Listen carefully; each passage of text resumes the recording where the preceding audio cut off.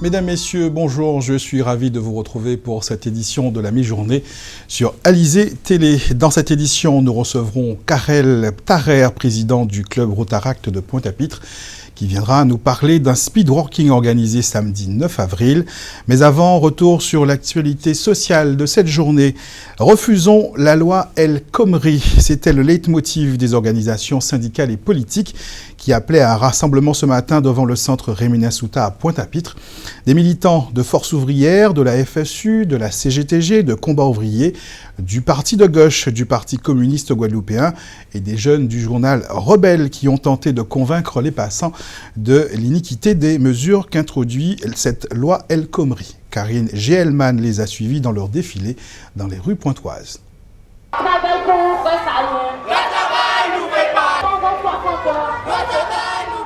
50 ans de lutte syndicale d'extrême gauche n'auront pas suffi à sauver le travail. 50 ans après, les syndicats traditionnels de gauche voient leur combat mis à néant par la loi El Khomri. Malgré une centaine de manifestants dans les rues de Pointe-à-Pitre, la mobilisation peine à prendre dans la région. Ce qui ne semble pas dissuader les militants de la première heure. Ça va se jouer en France, mais c'est sûr qu'on va rester spectateur. Il faut qu'on participe à un niveau ou à un autre. Donc la contribution que nous apporterons dans le rapport de force ici sera bénéfique pour les camarades de France et pour effectivement exiger le retrait de cette loi scélérate. Aujourd'hui en Guadeloupe, tout est réuni pour qu'on mène un vaste mouvement, je ne sais pas moi, courant avril ou début mai, pour qu'ensemble, toutes les organisations syndicales de Guadeloupe puissent se réunir parce qu'aujourd'hui, c'est clair, les choses sont claires aujourd'hui, la souffrance que vivent les travailleurs, souffrance que les travailleurs ni en pays là ça, eh bien obligatoirement, force toutes les syndicats réunis pour nous monter en vaste mouvement qui permettent nous de réunir tout le monde. En tout cas, place est faite aux rebelles du magazine, une relève aux traditionnelles figures politiques. On encourage les jeunes à s'organiser, se mobiliser contre cette loi, parce qu'avec 6 jeunes sur 10 qui sont au chômage ici en Guadeloupe, des salaires plus bas, un coût de la vie beaucoup plus élevé, nous serons plus touchés par cette loi qui permet aux patrons de pouvoir licencier plus facilement, qui permet d'allonger la durée du temps de travail, donc ça veut dire qu'un salarié pourra travailler 12 points patron, donc ça fait moins d'embauches, et qui va aggraver les conditions de précarité générale de la population. La loi sur le travail revient sur les règles du licenciement et des conditions de travail en passant par la révision de certains congés.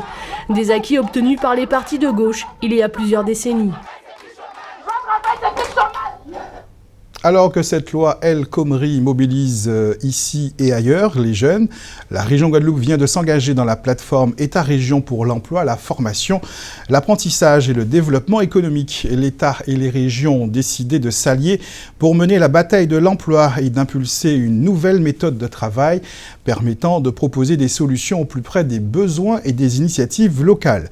C'est Guy Losbar, premier vice-président du conseil régional, qui a représenté la Guadeloupe à cette signature hier mercredi 30 mars à l'hôtel Matignon à Paris.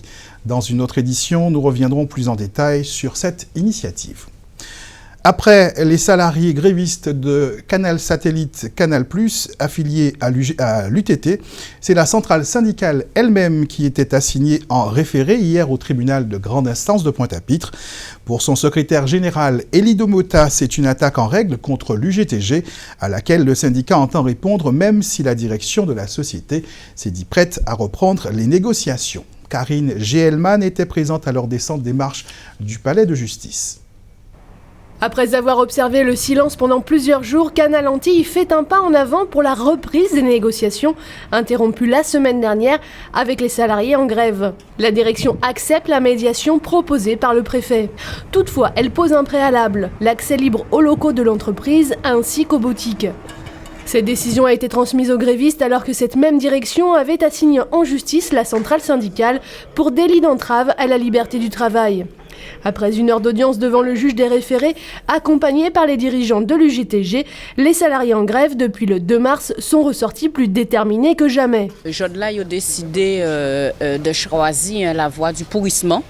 puisque effectivement nous avons constaté qu'elle mis en direction, qui a refusé d'assiser sur la table des négociations pour justement nous trouver en issue à conflit là. Au contraire, eh bien, il a assigné Jodla l'UGTG. Après qu'il a assigné des salariés à Canal Satellite, il a trouvé que ça n'est pas suffisant. Donc là, il faut assigner carrément syndicat là. Donc Jodla nous a bien vu qui comportement à direction là ça, en direction complètement méprisante et arrogante. Après cette assignation, le conflit semble prendre une autre tournure. Jusqu'ici en retrait du conflit, la centrale syndicale rentre dans la danse. Son attaque directe contre la centrale syndicale UGTG. L'UGTG, son confédération syndicale, et on a différents syndicats qui ont lutté, d'autres syndicats qui affiliés à l'UGTG. Je dis là, le patronat, et c'est la totalité du patronat soutenu par l'État colonial français, soutenu par le MEDEF, qui derrière action là ça, c'est d'essayer de voir qui j'ai attaquer l'UGTG directement. Donc nous avons savent que nous tentons attaquer là ça 5 sur 5. Et que si c'est ça, ben, nous prenons les dispositions pour que l'UGTG lui aussi rentre dans un conflit là. Puisque sans être dans un conflit là, il y a dit que nous sommes. Donc nous tentons un message à eux 5 sur 5. Et d'ores et déjà, nous commandons tous les syndicats qui sont affiliés à l'UGTG, tous les militants, tous les adhérents, de prendre les dispositions pour nous aussi rentrer dans un conflit là, puisque dorénavant, la justice coloniale française, le MEDEF et direction à Canal+, a considéré que l'UGTG est en conflit avec eux. Le bras de fer entre l'UGTG et la direction de Canal Antilles a pour origine le licenciement pour faute grave d'un cadre. Le syndicat proteste également contre la fusion des entités Canal+ et Canal Satellite Caraïbes, ainsi que la mobilité des salariés des boutiques. Invité de notre journal de 12h30 aujourd'hui, Karel Tharer, président du club Rotaract de Pointe-à-Pitre. Bonjour. Bonjour. Le club Rotaract est une émanation du Rotary International qui regroupe des jeunes âgés entre 18 et 30 ans. Et pour la 6e année consécutive, vous organisez un concours qui sacre les meilleurs porteurs de projets. Qui sont ces porteurs de projets ? Mais ce sont des personnes qui ont un projet, qui souhaitent le faire découvrir et qui n'ont pas forcément les compétences dans la gestion d'entreprise, qui ne sont pas forcément bien entourés, puisque quand on a un projet, on peut être entrepreneur, on peut simplement avoir une idée et on veut aller plus loin. Souvent, on est bloqué dans le monde de l'entreprise et justement, ce concours permet à ces porteurs de projets d'aller plus loin dans leur démarche. Alors, comment sont jugés ces projets et qui juge finalement ces projets ? Alors, ces projets sont jugés sur... D'abord, il faut qu'ils envoient leur plan d'affaires, leur business plan, où ils vont parler d'eux, ils vont parler de leur projet, ils vont parler de la stratégie, ils vont parler du financement du projet. Et une fois qu'ils ont transmis le projet pour l'inscription au concours, une dizaine de projets seront sélectionnés pour passer devant le jury. Et le jury est composé de professionnels, d'experts comptables, des directeurs de banque, des directeurs de ressources humaines, pour juger vraiment tous les critères, tous les domaines de compétences liés à leur projet, pour savoir s'il est viable, s'il mérite d'être le gagnant du Speedrocking 2016. Alors justement, en dehors du fait d'être lauréat de ce Speedrocking, qu'est-ce que celui qui porte son projet, les trois, puisqu'ils seront trois à être primés, qu'est-ce qu'il gagne au final ? Alors, ce qui fait la différence de notre concours, c'est qu'on ne donne pas des gros chèques et puis ils ne savent pas trop quoi faire avec l'argent.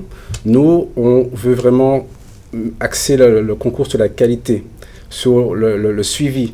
C'est-à-dire que, qu'est-ce qu'ils peuvent gagner ? Ils peuvent gagner des heures avec des experts. Ça peut être de la comptabilité, ça peut être dans la stratégie de l'entreprise. Ils peuvent gagner des heures de formation, puisque souvent, beaucoup de personnes ont de très bonnes idées, mais ne savent pas comment démarrer leur projet, ne savent pas dans quelle direction aller. Donc, on leur donne aussi des cours de formation. On leur donne aussi c'est vraiment axé sur l'accompagnement du porteur de projet pour qu'il aille plus loin avec son projet et qu'il réussisse. Un accompagnement qui va jusqu'où ? Vous accompagnez jusqu'à la création ? Est-ce que vous faites un suivi ? Alors, c'est-à-dire que ce n'est pas forcément ceux qui créent leur entreprise. On peut avoir un projet sur papier. Donc, effectivement, on n'a pas encore créé l'entreprise. On peut déjà aussi avoir créé l'entreprise, un peu d'entrepreneur, et avoir un projet innovant qu'on souhaite réaliser. Et justement, on prend tous les porteurs de projets, qui soient encore à l'état d'idée ou qu'ils aient déjà leur entreprise, qui soit déjà lancée, et on les accompagne pour qu'ils puissent aller plus loin. Donc on encourage vraiment les initiatives locales. Pour avoir un peu une idée de l'intérêt de cette manifestation, les lauréats précédents, que sont-ils devenus ? Alors les précédents justement ont pu profiter justement du suivi, ont pu perfectionner leur entreprise. Et d'ailleurs, ils seront présents lors de la manifestation pour parler un peu de leur expérience et ce que le speedwalking leur a apporté. Alors justement, en marge de ce concours, puisqu'il y a d'abord les 10 candidats qui vont être auditionnés à la salle Tarrer le 9, il y a un speedwalking qui est organisé, qui est ouvert au grand public. C'est ça. Alors, en marge du concours, puisqu'il y a cette partie d'attente, il y a une animation hors concours. C'est-à-dire qu'on permet à tous les porteurs de projets, toutes les personnes qui ne participent pas au concours, peuvent venir librement poser une question en mode speedwalking, donc pendant 5 minutes de temps, à un expert pour les débloquer dans leur entreprise et leur permettre d'avoir une réponse gratuite en 5 minutes. Ils auront qui en face? Ils auront des juristes, ils auront des experts comptables, ils auront des contrôleurs de gestion, ils auront des chefs d'entreprise, ils auront des assureurs, en fait tous les domaines qui seront utiles en tout cas à la réussite de leur entreprise. Et souvent les porteurs de projets, ils sont bloqués en fait à un certain moment, ils sont mal entourés. Et pour entreprendre aujourd'hui en Guadeloupe, c'est très difficile, surtout qu'il y a un chômage qui est très important. Et on veut vraiment permettre à ces personnes d'avoir les meilleurs conseils pour vraiment aller plus loin et pour faire vraiment un redémarrage de l'économie du pays. Alors, tous ceux qui ont un projet peuvent se rendre à la salle Tarrer, c'est samedi 9 avril dans l'après-midi à partir de 15h. Ceux qui souhaitent participer peut-être au concours 2017? Alors, ceux qui souhaitent participer au concours 2017, donc il y aura encore les inscriptions. Mais pour le concours, en tout cas 2016, ils peuvent encore s'inscrire, c'est jusqu'à demain. Donc, c'est très court. Donc, ils peuvent simplement envoyer leur projet à partir du site internet du Club Rotaract de Pointe-à-Pitre, clubrotaract.pap.org. Ils peuvent aussi nous appeler au 06 90 67 76 31 s'ils veulent plus d'informations ou s'ils ont des difficultés. Et ils peuvent aussi nous contacter sur la page Facebook du Club Rotaract de Pointe-à-Pitre. Merci beaucoup, Karel Tarrer. Je rappelle que vous êtes président du Club Rotaract de Pointe-à-Pitre et que le rendez-vous est fixé samedi 9 avril, dans l'après-midi à la salle Georges Tarrer à Loricisque. Les services du conseil départemental s'affairent pour permettre aux élèves du collège Appel 18 Jean du Lamentin de reprendre les cours ce lundi 4 avril. Ils doivent procéder à la démolition du bâtiment incendié dans la nuit de dimanche à lundi, ça c'est fait, mais aussi installer les services de la vie scolaire dans un autre espace du collège. Muriel Barlagne est allée sur place ce matin. Ça y est, le local de la vie scolaire qui avait brûlé dans la nuit de dimanche à lundi de Pâques au collège Appel du 18 juin au Lamentin a été entièrement démoli. Comme il l'avait annoncé, le conseil départemental a fait diligence pour que tout soit à nouveau en place pour la rentrée de lundi. Les flammes ont aussi endommagé le carrelage du bâtiment d'en face, ainsi que des câbles électriques. L'heure est à la restauration. Juste en face de moi, vous voyez donc que nous sommes en train aussi de purger du carrelage, donc toutes les deux façades qui ont été touchées aussi par l'incendie. Les câbles électriques et autres seront là aussi enlevés et remplacés. C'est dans une salle qui abritait anciennement la vie scolaire que le nouveau mobilier a été installé et monté aujourd'hui. Elle permettra d'accueillir les 2 conseillers principaux d'éducation et les 7 assistants d'éducation qui travaillent à la vie scolaire. Parallèlement, les tags injurieux à l'encontre du maire de la commune Jocelyn Sapoti ont été effacés. Des ouvriers ont commencé à repeindre les murs. Autant d'interventions qui coûtent cher à la collectivité départementale. Déjà pour le mobilier scolaire, il faut compter aux alentours de 10 000 euros. Ensuite, pour les ordinateurs seulement, on en est aux alentours de 7 000 euros. Et pour le reste, donc, le réseau, je ne peux pas les chiffrer maintenant. Le réaménagement de la salle, et il y aura aussi donc de la peinture à faire pour faire disparaître donc toute trace de graffiti, d'inscription. Donc ces façades-là seront, voilà. Donc pour le moment, le coût de ces réparations provisoires n'est pas encore totalement chiffré, mais vous avez quelques éléments. Il reste l'électricité et les réseaux informatiques à mettre en place.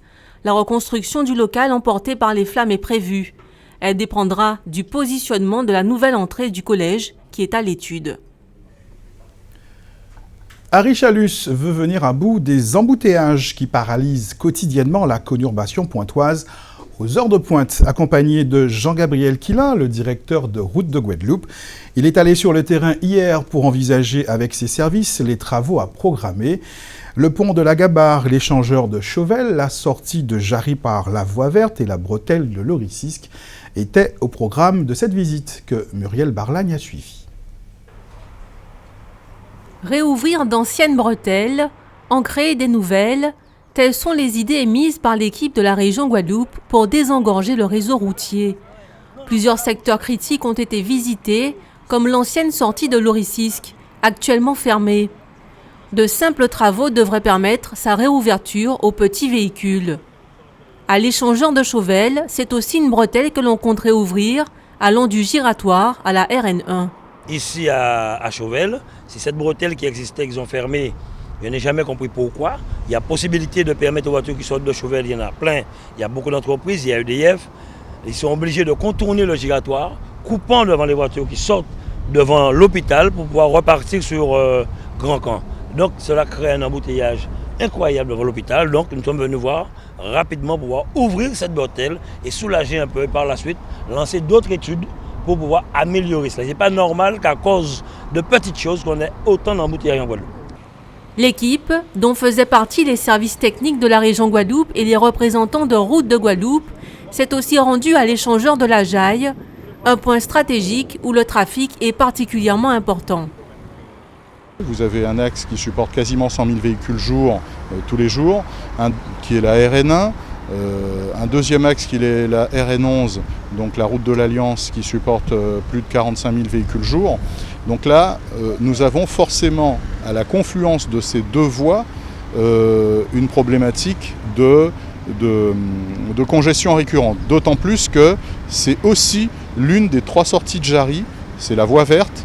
Donc là, il y a toujours une pression aux heures de pointe, c'est-à-dire le matin, sur l'heure de midi, entre 11h et 13-14h, et le soir à la sortie. Ici, ce sont 2 nouvelles bretelles que l'on pense créer. Même si leur coût n'a pas encore été estimé, ces travaux s'annoncent abordables. Les chantiers devraient démarrer dans les meilleurs délais car il y a urgence. Leur impact sur la fluidité de la circulation devrait être immédiat. Après que François Hollande ait annoncé qu'il renonçait à intégrer la déchéance de nationalité dans la Constitution, Christiane Taubira n'a pas tardé à réagir. L'ancienne garde des Sceaux, qui avait rappelé son hostilité à cette mesure au moment de son départ du gouvernement, a publié un texte très poétique, comme à l'accoutumée, pour se féliciter de ce rétro-pédalage. Nous revoilà libres. Ensemble, peut-on notamment lire sur la page Facebook de l'ancienne députée de Guyane. La Guyane, où se tient justement la 13e conférence de coopération régionale anti-Guyane, un rendez-vous qui réunit l'ensemble des acteurs publics et privés, nationaux et locaux de la coopération régionale, les collectivités de Guadeloupe, Martinique, Guyane, Saint-Barth et Saint-Barthélemy. Harry Chalus et Marie-Luce Panchard, en charge de la coopération à la région Guadeloupe, sont présents à cette rencontre, tout comme Marlène Mélis, présidente de la commission Affaires juridiques et coopération du Conseil départemental. On reste dans la grande région pour un tour d'horizon de l'actualité. Nous irons à Haïti, où un nouveau gouvernement s'installe, mais avant direction le Brésil, où Dilma Rousseff a été lâchée par ses principaux partenaires politiques. C'est votre rendez-vous Caraïbes. Brésil. La présidente brésilienne se voit lâchée par son allié du centre.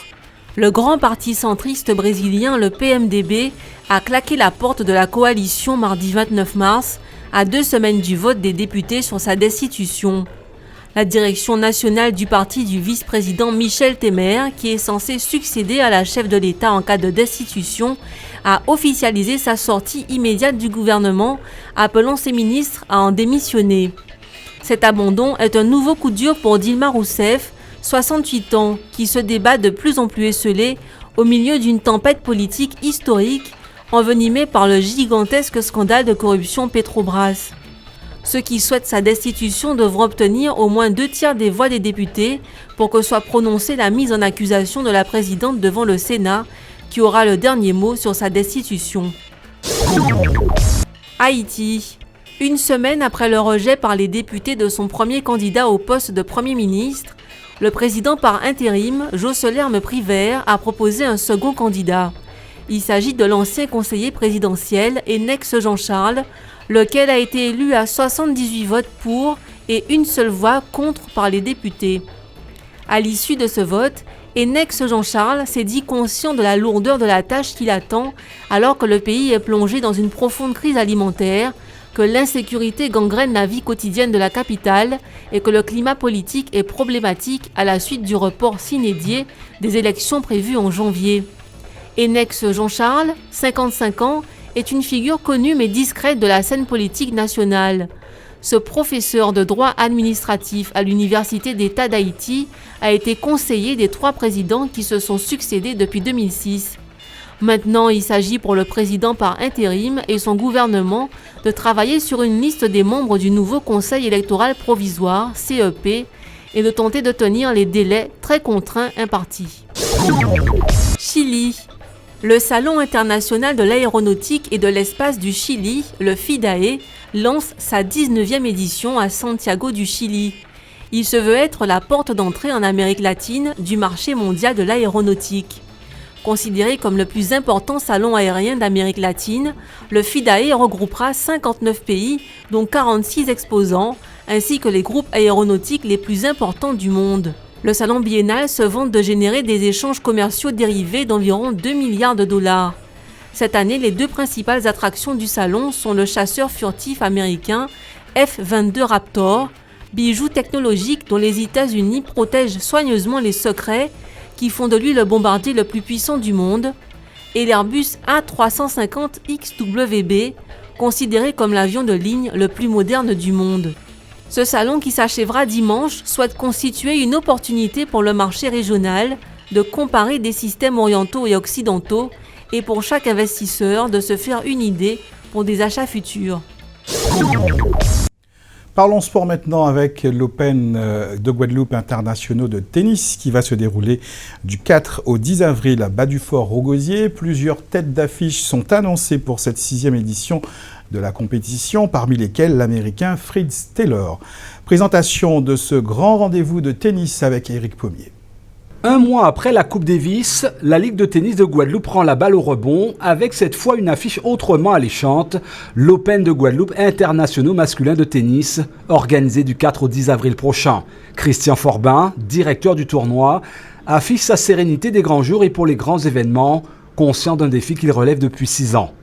Moi, je crois qu'on est à la 6e édition et donc forcément chaque année, le tournoi gagne en organisation. Effectivement, cette année, nous avons donc, outre l'aspect sportif, priorisé l'accueil. L'accueil, d'abord avec, en ce qui concerne l'accueil des VIP, parce qu'il y a un salon VIP qui est complètement remanié. L'accueil du grand public avec toute une série d'animations mises au profit de ce grand public, en espérant en faire que le maximum de gens viennent. Notre slogan aujourd'hui, c'est de faire venir les gens, faire venir au village pour l'ambiance et rester pour le match.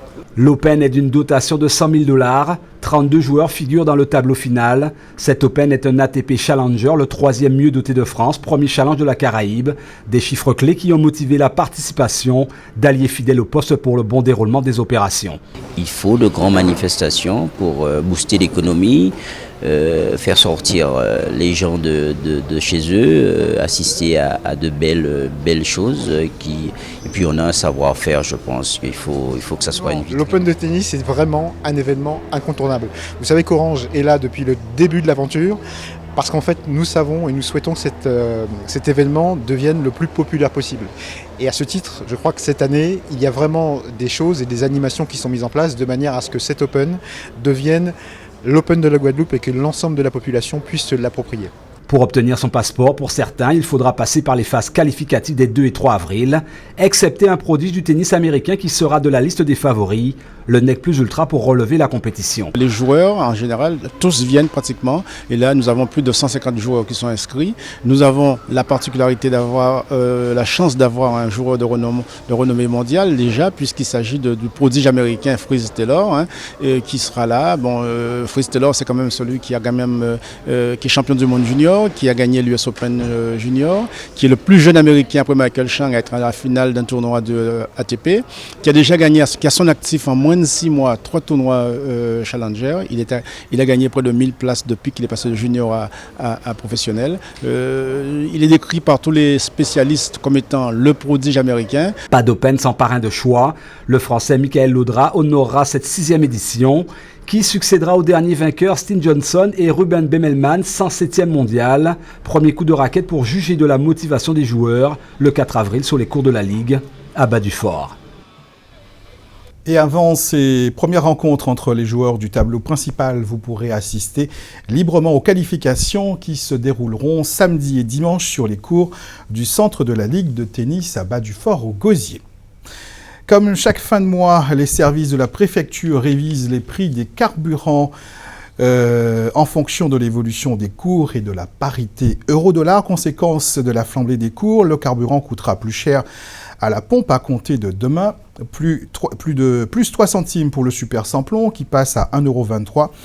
De 1,23 € à 1,26 €, plus 6 centimes pour le gazole route qui coûtera à partir de demain 1,06 € le litre. La bouteille de gaz augmente, de 3 centimes et passe à 18,42 €.